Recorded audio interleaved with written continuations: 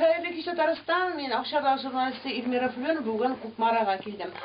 Кукмарага Гөлназира апа Мөхәммәтҗанова янына килдем. Аңа заманында менә шушы йортны 61нче елда була инде бу. Азот-төлек комбинаты тулай торак буларак биргән дә һәм кызганычка каршы ул менә шушы йортта утырып калган. Аның бүген бер ягында утыра улы, икенче ягында утыра туганы.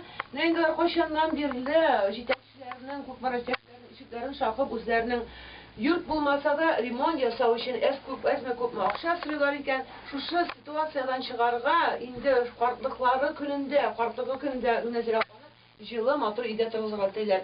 Әмма аларның сорауларына җавап бирүче, ярдәм итәргә теләүчеләр юк икән һәм алар менә шушы өйдә утырырга мәҗбүр. Өйнең нигезе беткән, шулай дөрес аңламый, нигезе беткән, алар бу кар белән каплап куйганнар. Аңа ремонт ясау мөмкин түгел, инде ул инде беткән, җимерелә башлаган йорт. Менә шулай яши безнең Татарстанда кызганычка каршы бүгенге көндә Кукмарада